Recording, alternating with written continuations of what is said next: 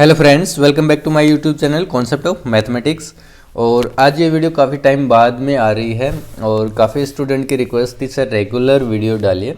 तो अभी मैं कोशिश करूँगा कि नेट के एग्ज़ाम तक, एटलीस्ट नेट के एग्ज़ाम तक आपको रेगुलर वीडियो मैं आपको दे सकूँ। तो फ्रेंड, ये वीडियो स्टार्ट करने से पहले एक छोटी सी बात है, जैसे कि मेरा मेन मोटिव यहाँ पे जो वीडियो बनाने का है, पार्ट एक का है, वो उन वीडियो का बेसिकली मतलब ये नहीं कि आपको कुछ वो नॉलेज दे।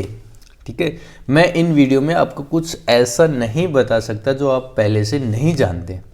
ये मैं समझता हूँ कि यहाँ पे जो भी चीज़ मैं पढ़ा रहा हूँ आपको ऑलरेडी आते हैं पहले से। मेरा मेन मोटिव यहाँ पे है कि आपको एक एहसास दिलाना कि पार्ट ए ईजी है और आप इसको एग्ज़ाम में कर सकते हैं। और जब आप लोग वीडियो देखते हैं तो आपको भी ऐसे ही फीलिंग आती है कि हाँ भाई, क्वेश्चन तो बिल्कुल आसान है, आप कर सकते हैं। ठीक है, ये मेन मोटिव था वीडियो को। और यहीं पे थोड़ी सी मिस्टेक हो जाती है आप लोगों से कि आप जब भी वीडियो देखते हैं आपको लगता है ईजी है और आप उसकी प्रैक्टिस नहीं करते। आपने आज वीडियो देखी, आपको लगा हो जाएगा, 3-4 दिन बाद एक और वीडियो देख ली, फिर लगा हो जाएगा। ऐसे आप गैप देख के कुछ वीडियो देखते हैं और आपको लगता है हाँ क्वेश्चन तो आसान है, आप कर सकते हैं। लेकिन जब एग्ज़ाम हॉल में जाते हैं तो क्वेश्चन तो एक्चुअली वहाँ पे भी आसान ही होते हैं, लेकिन दिक्कत ये होती है कि आपने पहले कभी सोल्व नहीं किए। ठीक है, आपने सिर्फ वीडियोस देखी हैं, आपने खुद से क्वेश्चन सोल्व नहीं किए होते, तो वहाँ पे आपके माइंड में प्रेशर क्रिएट हो जाता है। ठीक है, और वो क्वेश्चन वहाँ पे सोल्व नहीं हो पाते। ठीक है, तो ये आपको गलती, ये एक मिस्टेक जो मैंने ऑब्जर्व की है, आपको नहीं करनी है। आप वीडियो देखते हैं, बहुत अच्छी बात, आपको आसान लगते हैं, लेकिन उनकी प्रैक्टिस भी करें। ठीक है, यही कहना था आज मुझे। तो आप रेगुलर आधे घंटे कुछ वीडियोस देखिए और कुछ क्वेश्चंस को प्रैक्टिस कीजिए। अरे बात सुनिए, तब जाके आप रेगुलर जब प्रैक्टिस करोगे एग्जाम में आपसे क्वेश्चन एक्चुअली में सोल्व हो पाएंगे और आप अच्छा स्कोर कर पाओगे। तो चलिए हम वीडियो स्टार्ट करते हैं। तो इसलिए मैंने बोला जैसे एग्जाम तक मैं रेगुलर वीडियो डालूंगा, तो प्लीज़ अगर आपने चैनल को सब्सक्राइब कर रखा है तो बहुत अच्छी बात है, बेल आइकन को भी प्रेस कर लीजिए कि जैसे ही कोई नया वीडियो आए आपको पता लग सके। और ये बातें बार बार बोलने की नहीं होती है, अंडरस्टूड होते।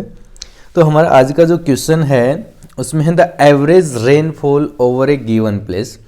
तो यहाँ पे जो मेन टर्म है उनको हम अंडरलाइन करते जाएंगे। यहाँ पे एवरेज रेनफॉल की बात की है ओवर ए गिवन प्लेस, कोई भी एक पर्टिकुलर प्लेस होगा, ड्यूरिंग द 3 ईयर पीरियड, 3 साल का यहाँ पे पीरियड दिया हुआ है। कौन सा? 2003, 2004 एंड 2005 वॉज 65 सेंटीमीटर। तो जो एवरेज रेनफॉल थी 3 सालों की, 3, 4 एंड 5 की, वो क्या थी? 65 centimetre during the 3 year period. अब ये कोई दूसरा 3 ईयर पीरियड दे रखा है, वो कौन सा है? 2002, 2003 and 2004 the average rainfall was 63। और इन 3 सालों की एवरेज जो रेनफॉल है वो 63 सेंटीमीटर है। The actual rainfall during 2005 was 60 centimetre. इसने बोला है 2005 में एक्चुअल, एक उस अकेले साल में कितनी हुई थी? 60 सेंटीमीटर। और इसने पूछा है what was the rainfall in 2002, 2002 में कितना रेनफॉल हुआ था। तो मैंने ये चीज़ें पहले भी बताई, हमें क्वेश्चन को क्या एक स्टेटमेंट में हमें उनको ब्रेक करना। जैसे मैंने यहाँ पे लिखा है, पहले एक सिंगल स्टेटमेंट, फिर दूसरी स्टेटमेंट और फिर थर्ड। 3 स्टेटमेंट थी इस क्वेश्चन में, मीन्स 3 यहाँ पे सेंटेंस थे, उनको अलग अलग से रीड करना है। पर्टिकुलर क्वेश्चंस को टुकड़ों में रीड करेंगे तो हमें आसान लगेगा। तो जैसा कि आपको यहाँ पे कुछ समझ में आया कि 2 पीरियड दिए हुए हैं। ठीक है, एक पीरियड है 2003, 2004 एंड 2005। इन तीनों सालों में इन्होंने क्या बताया है कि जो एवरेज रेनफॉल है वो क्या है? 65 सेंटीमीटर। ये एवरेज रेनफॉल इन 3 सालों का है। और दूसरा जो पीरियड दिया है 2002 प्लस 2003 एंड 2004, इनका जो एवरेज रेनफॉल है वो 63 सेंटीमीटर। तो यहाँ पे कुछ आपको कॉमन दिख रहा होगा कि 2 साल यहाँ पे भी कॉमन है और 2 ईयर्स यहाँ पे भी। ठीक है, जो अलग अलग है वो 2 और 5 है। और 2005 का इसने रेनफॉल दिया हुआ है। 2005 का जो रेनफॉल है एक्चुअल वो क्या है 60 सेंटीमीटर। तो यहाँ पे हमें ज़्यादा कुछ नहीं करना, ये हमने अपने वर्ड्स में उस क्वेश्चन को नोट कर लिया है। अब इसको हम सोल्व कैसे करेंगे देखना। यहाँ पे सारा सिस्टम एवरेज का है। एवरेज एक छोटा सा कॉन्सेप्ट है जो आप 5th क्लास से पढ़ना स्टार्ट कर देते हो, ठीक है। तो 3 सालों का एवरेज कौन सा, मान लिया 2003 को हम 3 से लिख रहे हैं, 2004 को 4 और 5 को 5 से। इन 3 सालों का एवरेज कितना है 65 है। तो जो टोटल हो जाएगा वो इनटू में क्या हो जाएगा 3, क्योंकि एवरेज क्या होता है टोटल सम अपॉन में number of data. Number of data कितने साल है 3 है, ठीक है। तो मैं टोटल रेनफॉल निकाल रहा हूँ भाई 2003 में और 4 में और 5 में मिला के कितना जो बारिश हुआ था वो रेनफॉल हुआ था, वो क्या हो जाएगा 65 × 3। ये रेनफॉल है, टोटल रेनफॉल कितने हैं इन तीनों ईयर्स का मिला के, तो ये कितना हो जाएगा 195 सेंटीमीटर, ठीक है। अब हम चलते हैं दूसरी स्टेटमेंट में। दूसरी स्टेटमेंट क्या बता रही है 2002 प्लस 2003 प्लस 2004 का एवरेज 63। तो टोटल क्या हो जाएगा 63 × 3, क्योंकि हम 3 ईयर्स का देख रहे हैं।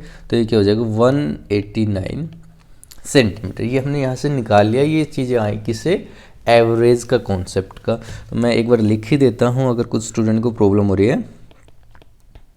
जो एवरेज या जिसको हम मेन बोलते हैं वो क्या होता है सम ऑफ डाटा अपॉन में नंबर ऑफ डाटा। तो आपको ये पता है, मैं पहले ही बोल चुका हूँ, ऐसा कुछ नहीं लगता इन क्वेश्चन में या ऐसा कुछ नहीं बताने वाला मैं जो आपको पहले से ना आता हो। तो सम ऑफ डाटा अपॉन नंबर, हमने क्या किया है नंबर ऑफ डाटा को इस साइड में भेज दिया है। Average into number of data equals to क्या हो जाता है सम ऑफ डाटा। तो इन दो स्टेटमेंट में हम वही चीज़ निकाले सम ऑफ डाटा की, भाई उन तीनों सालों में मिला के रेनफॉल कितना हुआ था, ये चीज़ आ गई। अब जो फर्स्ट वाली जो स्टेटमेंट है वहाँ पे हम क्या करेंगे, एक और चीज़ हमें गिवन है 2005 का रेनफॉल गिवन है, तो यहाँ पे पुट कर देंगे। 3 का रेनफॉल हमें नहीं पता, जानना भी नहीं है। 4 का भी नहीं पता, लेकिन 5 का पता है कितना है 60 सेंटीमीटर इक्वल्स टू कितना है तीनों का मिला के 195 सेंटीमीटर। तो 2003 एंड 2004 का जो रेनफॉल है वो कुल मिला के कितना हो जाएगा 135 सेंटीमीटर दोनों ईयर्स का, ठीक है। 2003 एंड 2004 में टोटल जो रेनफॉल हुआ था वो क्या था 135। अब यही चीज़ हम यहाँ पे यूज़ करेंगे इस स्टेटमेंट के अंदर कि 2002 में जो रेनफॉल था हमें नहीं पता लेकिन जानना है, क्वेश्चन में पूछा गया है। प्लस में 3 एंड 4 में मिला के कितना हो गया 135 और ये टोटल किसके इक्वल है 189 सेंटीमीटर। तो यहाँ से इस स्टेटमेंट से हमें क्या मिल जाएगा आंसर मिल जाएगा फाइनली कि 2002 में जो रेनफॉल हुआ वो क्या होगा 189 माइनस 135 सेंटीमीटर। तो यहाँ से कितना आ जाएगा 54 सेंटीमीटर्स 2002 में रेनफॉल हुआ है। तो हमने एवरेज का कॉन्सेप्ट यूज किया और हमारा क्वेश्चन सोल्व हो गया। तो ऐसे तो आपको ये बहुत बड़ा सा मैंने सोल्व किया है, लेकिन आप जब इसको खुद से सोल्व करोगे तो यहाँ पे आपको इतना कुछ लिखने की ज़रूरत नहीं होती, क्योंकि वहाँ पे आप बता नहीं रहे हो, वहाँ पे सोल्व करना है। तो आप डिटेल में भी नहीं लिखोगे वहाँ पे, और इतना कम भी नहीं लिखना है कि आप खुद ही कंफ्यूज हो जाओ और बार बार वहाँ पे डाटा को सर्च करने लगो, ठीक है। तो आई होप आपको ये क्वेश्चन समझ में आया होगा। अगर कोई भी डाउट है या आपको कोई भी इम्प्रूवमेंट चाहिए तो आप कमेंट बॉक्स में मुझे बता सकते हैं, ठीक है। तो चलिए नेक्स्ट क्वेश्चन पे चलते हैं हम। तो यहाँ पे हमारे पास है in the 4 consecutive days schedule. तो फर्स्ट जो इम्पोर्टेंट है यहाँ पे वर्ड है कंजुगेटिव। कंजुगेटिव मीन्स लगातार, ठीक है। और कितने डे हैं 4 डे हैं। 4 कंसेक्यूटिव डेज शेड्यूल है कोई भी ये। 4 पायलट्स फ्लू फ्लाइट्स, यहाँ पे 4 पायलट हैं और उनका 4 दिन का शेड्यूल दिया गया है। वो क्या बताया flu flights each on different day. 4 दिन हैं, 4 पायलट हैं, इन्होंने बताया है चारों में से हर कोई फ्लाइट उड़ाता है एक दिन, ठीक है, जैसे आज एक ने उड़ाया, कल दूसरा और तीसरे दिन तीसरा, इस टाइप से उनका शेड्यूल बना हुआ है। तो वो शेड्यूल यहाँ पे आगे बता रहे हैं। मिस्टर ए मीन्स ये कोई एक पायलट है, mister A was schedule to work on Monday. इसने बताया मिस्टर ए को जो उसकी ड्यूटी मिली हुई थी कि उनको मंडे को फ्लाइट फ्लू करने, मीन्स उनको अपना काम करना है। बट ही ट्रेडेड का मतलब व्यापार होता है या समझौता। But he traded with miss B, उन्होंने मिस बी के साथ कोई समझौता किया या कोई डील की। Who was originally schedule to work on Wednesday, उन्होंने क्या किया है, समझौता किया मिस बी के साथ, और मिस बी का जो ड्यूटी थी या ओरिजिनल उनका जो शेड्यूल था वो क्या था, वेडनेसडे को फ्लाइट को उड़ाना है। ए कब उड़ा रहे, तो हम इसको लिखेंगे धीरे धीरे, लेकिन पढ़ लेते हैं। भाई ए को शेड्यूल था मंडे को और बी को शेड्यूल था वेडनेसडे को, तो उन्होंने डील कर लिया। डील करने का मतलब उन्होंने अपना काम एक्सचेंज कर लिया। बी अब ए के शेड्यूल पे फ्लाइट उड़ाएगा और ए बी के शेड्यूल पे। Miss C traded with mister D, जो मिस सी है उन्होंने मिस्टर डी के साथ ट्रेड किया है या डील की है। Who was originally schedule to work on Thursday, जो डी है मिस्टर डी, उनको जो ओरिजिनल शेड्यूल था वो क्या था, थर्सडे का था। After all switching was done, सब कुछ ये डील या स्विचिंग होने के बाद, who work on Tuesday, Tuesday को कौन काम करेगा ये हमें बताना। तो हम इसको कुछ इस टाइप से लिखते हैं। तो हमारे पास 4 मेंबर्स है, A B C and D. तो हम इसके राइट साइड में लिखेंगे जो इनका ओरिजिनली शेड्यूल था, इनको जो पहले से फिक्स किया हुआ था। तो ए का जो शेड्यूल था वो क्या था, मंडे का, इनको मंडे का काम मिला हुआ है। और जो बी है उनको मिला हुआ है वेडनेसडे को।